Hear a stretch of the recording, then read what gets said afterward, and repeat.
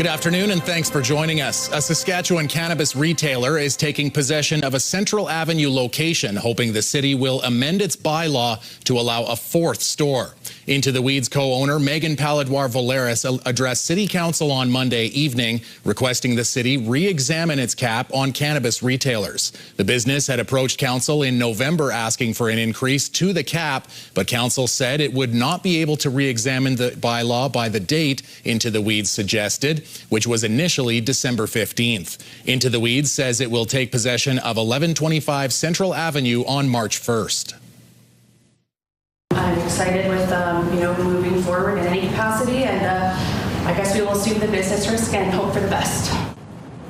Council moved to re-examine the store limit on March 23rd with a report from administration. A Meadow Lake man is facing child exploitation charges. It follows the search of a home in the community in November where police seized electronic devices. Following their investigation, the Internet Child Exploitation Unit charged 34-year-old William Caleb Wade with 2 counts of possession of child sexual abuse and exploitation material. He remains in custody and is scheduled to be back in court next week. A Saskatoon business is being the first to illegally sell bear spray since the city amended one of its bylaws. The name of the business facing the bylaw charges has not been made public, but the city says it is located in the 500 block of 20th Street West. The charges follow an investigation by Saskatoon police and city officials. Last July, City Council changed the business license bylaw to require businesses selling bear spray to ensure a purchaser be at least 18 years old and provide 2 pieces of government-issued ID. Under the bylaw, the business must also keep the records of the buyer and make information available to the city, as well as keep the bear spray for sale out of customer view. The changes follow a dramatic rise in the number of bear spray attacks on people in Saskatoon. A Saskatoon company has pleaded guilty to violating occupational health and safety regulations. Air Liquide Canada Inc. was facing 2 violations following an incident in June of 2023. A worker was seriously injured after being hit by a forklift at a job site near Saskatoon. The company pleaded guilty to 1 of the violations and was fined a total of $100,000, which included a victim surcharge. Prince Albert police are alerting the public that gunshots will likely be heard in the community on Wednesday evening. At around 6 p.m. in the 1300 block of 15th Avenue West Wednesday, 4 rounds will be discharged to kick off the Matau Samogamic ceremony. The event is hosted by the Prince Albert Indian and Métis Friendship Center at the Bernice Sayas Center. Police say live ammunition will not be used.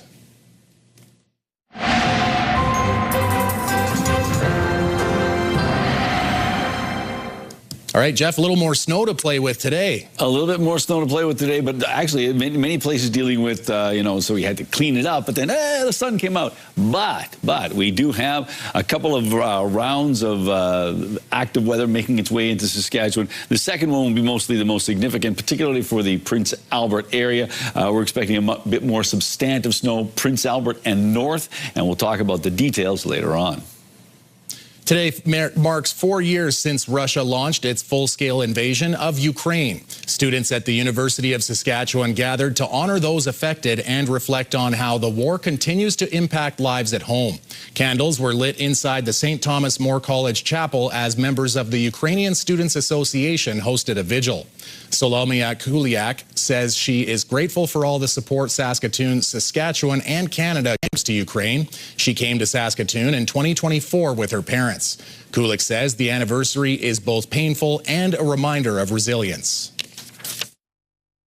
We all thought that it would be for a few days and that's it, it's going to be over. But today, here we are, it's 4th anniversary. I couldn't even imagine on the first days that it will take that long, and I don't know for how long it will be. Organizers say the Ukrainian community in Saskatoon remains united in their support. The Premier gave away some information about the upcoming provincial budget at a business luncheon in Saskatoon today. Speaking to the members of the NSBA about the province's and city's outlook moving forward, Premier Scott Moe says challenges with the United States are impacting Saskatchewan's economy. Moe says the upcoming budget will be a deficit budget, but taxes will not be going up to pay for it. He says despite the difficulties around tariffs, Saskatchewan will fare better than most. You know, do you want to run a massive deficit? Do you want to hike taxes? How do you want to deal with these revenue numbers that aren't where they should be? And we are going to make the choice to protect Saskatchewan services, whether that's healthcare, whether that's community safety and investing in keeping our Saskatchewan communities and families safe, as well as education, highways and such. Moe will join Prime Minister Mark Carney on a trade mission to India later this week to further diversify Saskatchewan's trading partners. Saskatchewan RMs are weighing unknowns and public opposition with being open for business and development. We're a very diverse RM. We have a lot of residential with the Emerald Park and subdivisions, and of course, being a rural RM, we have a large rural population that we have to take consideration as well on it. So it can be difficult. The RM of Edenwold today hearing from delegates at a public hearing which considered bylaw amendments to allow data centers within its boundary. The proposed amendment includes administration recommendations for applicant requirements. Those against data centers are concerned about environmental, ecological, and ethical issues surrounding AI. I don't think it's enough personally, because economically, if you look at it, AI is such a new thing and that bubble's going to pop eventually. So why would we want this large data center where there's a potential where it could just be vacant and there's no use for it anymore? So I think it's just too soon, and we don't know enough about AI to even welcome this into our community yet. The RM of Edenwold tabled a vote of its amendment to the next council meeting, March 9th, to gather more research. On Tuesday, Regina travelers were back to their regularly scheduled hot holidays as flights to Puerto Vallarta were going ahead as planned.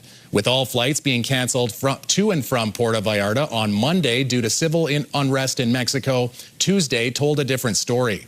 An afternoon 12:50 WestJet flight to Puerto Vallarta got off the ground on schedule. Those traveling to Mexico on Tuesday said they are comfortable heading there. That's scary, but everybody we've talked to down there, though, says it's one day, it'll be better tomorrow, it'll be done. Yeah. So we'll see. And I was watching some videos last night. There's guys walking around taking videos yesterday morning, and everything was calm and cool and collected. So we're going to give it a shot. WestJet will also have one flight arriving from Puerto Vallarta on Tuesday night at 11:35. Sask Jazz Fest has announced its first ticketed artists to play at this year's festival.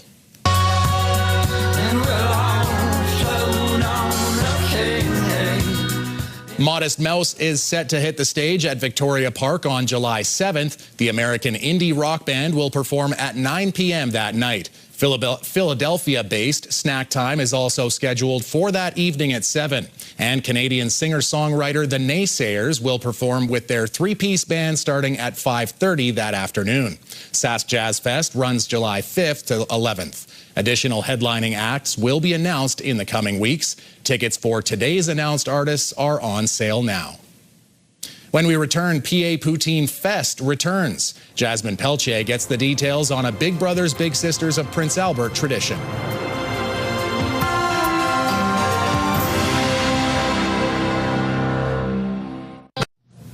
We are with Natasha Thompson from Big Brothers Big Sisters Prince Albert at Venice House Restaurant because they are a participant in the upcoming Poutine Fest. How many years has Poutine Fest been running? Well, this is our 5th year, and so we're very excited. We're here at Venice House on Central, who is last year's champion, and we are just so excited to see what they have coming up for us this year. You said they're last year's champion. Is this a competition, and how does it work? Well, part of this event is a competition. The restaurant that sells the most poutine will be the Gravy Bowl champion, and the restaurants with the most votes in our social media contest will win the Poutine Choice Award. And last year, Venice House on Central won both trophies. Who are the other participating restaurants in PA? Well, the other participating restaurants are Boston Pizza, Humpty's, Lulu's Kitchen, Montana's, Mr. Mike's, Northern Lights Casino, Original Joe's, the Rock and Iron, Shenanigans, and the Canadian Brew House. Every one of those restaurants has to come up with an original poutine. Do they change year to year, or are restaurants kind of sticking with what works? Well, you know, they generally do something new 99% of the time. And we just ask that it's something that's not on their regular menu, something that diners can just get for those 10 days. Are there any new additions to the lineup this year? Yes, we have 3 new restaurants this year, and we are so excited to add to the lineup. Montana's Barbecue and Bar, Northern Lights Casino, and one of our newer restaurants here in town up at the Yard, the Canadian Brew House. Could you give a hint what any of those new poutines are? Oh, well, you know, they all have amazing poutines. Like Montana's is doing a pulled pork poutine. Northern Lights Casino is doing an Indian taco poutine. And we're really excited to see the Canadian Brew House's spicy dill pickle poutine. Is Poutine Fest a fundraiser? It is, actually. $4 from each poutine sold goes to help making life-changing mentoring relationships with Big Brothers Big Sisters. So not only is it great food, but it has a real great impact in the community as well. How much was raised last year, and what's the goal for this year? Last year we raised over $4,000, and we expect to exceed that this year. What sort of programs does the money go towards within Big Brothers Big Sisters?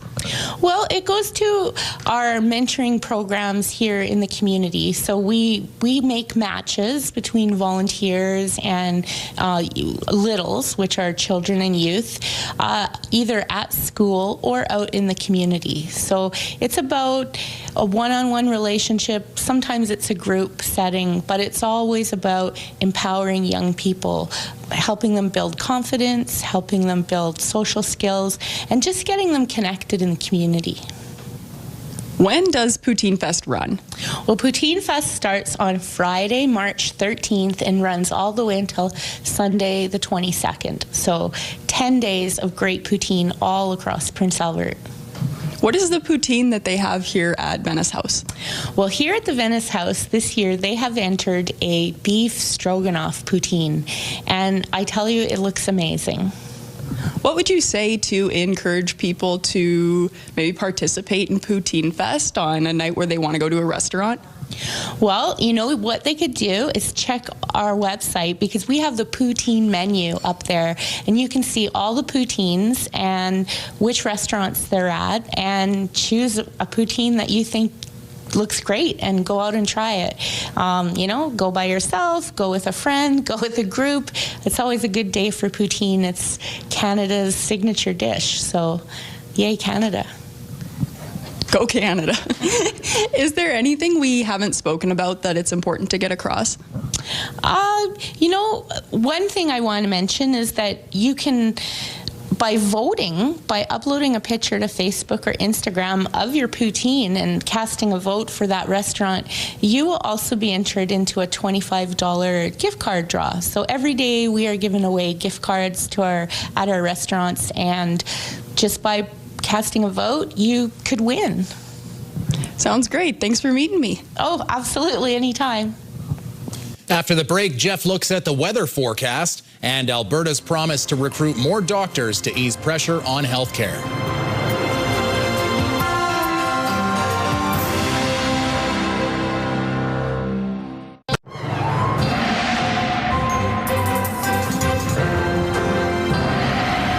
So, Jeff, the system that usually blows over Alberta's mountains and down into Saskatchewan is a little lower. It's kind of in the Pacific Northwest, you could call it, but that's keeping things a little colder up here. Well, we're dealing with certainly, coolish conditions, but there's a high pressure area that's in place that's going to slowly get out of the way, John. And then as we make our way into tomorrow and the next day, a couple of rounds of lows are coming through Saskatchewan. So the high is going to get out of the way. Unfortunately, that means a lot less in the way of sunshine. But then as we we move into the next couple of days, particularly tomorrow evening, we'll have a robust system, shall we say, that is going to move from Alberta across Saskatchewan, basically sort of, Prince Albert, the Pas, Thompson, and points north. Those places could see more in the way of significant snow. Right now, we're anticipating Prince Albert will get about 2 to 4 centimeters of snow. Not as much snow in southern parts of the province, but all in all, that's the situation there. And just to let you know that we do expect some rain and snow moving down into the lower parts of British Columbia, so we are anticipating more snow for the ski resorts out there. And out in Atlantic Canada, they got about 30 centimeters of snow yesterday in Halifax. They're digging out, but that same system is moving up into Newfoundland, and they'll see some more snow, particularly in northern areas, maybe 30 centimeters of snow there. So, and the system they brought us snow yesterday, yeah, that's hitting the GTA right now, a wide swath of 5 to 10 centimeters of snow for that part of the world. So taking a look at our futurecast, there's the first part of that little system, but there's the second one. So we're going to keep our eye on both of those systems as they make our way through. And you can see those pressure lines tighten up a little bit. Yeah, we do anticipate a bit more in the way of windy conditions on Wednesday. So here we go. So overnight, minus 19 in Spiritwood, minus 16 in the Battlefords, minus 23 in Candle Lake, minus 22 in Birch Hills, Rostern, and Melfort, minus 24 in Nipawin. And generally speaking, we're looking at increasing clouds, and there might be the start of a little bit of flurry activity for some of these locations. And then we get into flurries tomorrow for a number of locations and a bit more substantive snow up around Candle Lake, but 0 degrees with flurries in Spiritwood, 2 in the Battlefords under cloudy skies, Rostern minus 2 with flurries, minus 4 in Birch Hills. As I said, more in the way of substantive snow, again, maybe 2 to 4 centimeters up around the Candle Lake area, and expecting some light snow or periods of light snow tomorrow. Nipawin minus 8, minus 6 in Melfort with similar sky conditions.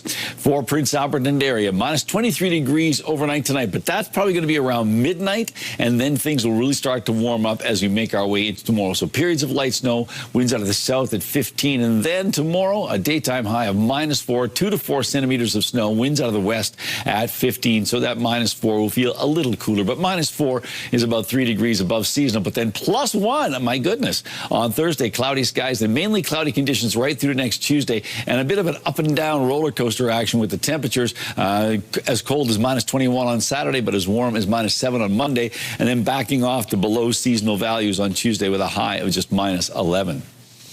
And just as promised, Jeff, you call it a roller coaster, I call it a yo-yo, but that temperature is going to be doing a lot in the next few days. There you go. Well, from warm welcomes to warm-ups, after marching in the closing ceremonies of the Milano Cortina Games, Canadian athletes have begun returning home.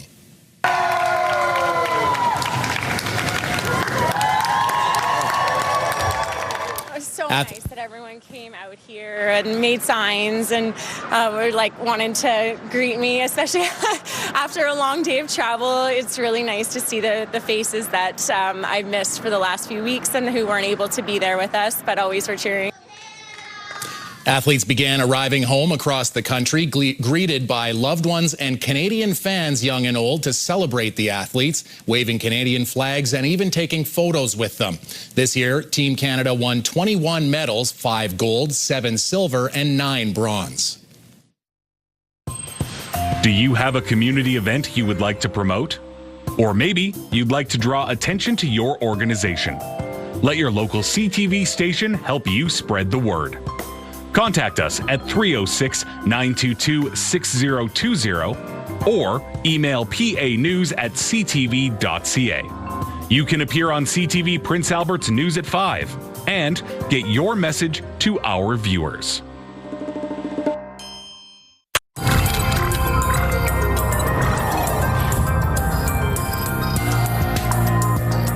Alberta's government is promising what it calls a record investment in recruiting doctors, a move aimed at easing pressure on a strained healthcare system. But as Kathy Lee reports, physicians on the front lines are skeptical. Alberta's healthcare system remains under pressure. In the middle of his shift, this emergency doctor spells out what patients are facing. Patients are still suffering and having very bad outcomes, waiting in our waiting rooms, in our hallways, in our hospitals, and waiting on surgical lists, and people are dying waiting for care. Now the government says if the budget it will table this week passes, it will invest $7.7 billion in doctors next year, which is a 22% increase. $7.3 billion will go towards towards physician services and the rest for recruitment and training. Our population grew by almost 600,000 people in just the last 5 years alone. We've been increasing the number of doctors to keep up. At the end of last year, the number of physicians registered in the province was at a record high. There are more than 13,000 physicians registered in the province, but a healthcare critic says that number doesn't give a clear picture of how many doctors are working or where the gaps are in the system. You look at Lethbridge or Beaumont or Leduc or Devon or other communities, there's still 0 doctors taking patients in those communities. And this emergency room physician says the government's plan falls short of important details. It doesn't address those issues of demoralized staff and patient flow issues. My question is, where's the money going to come from and where's it going to go? The funding announcement comes after doctors urged the government to declare a healthcare crisis following the death of a 44-year-old man who waited 8 hours in an Edmonton ER.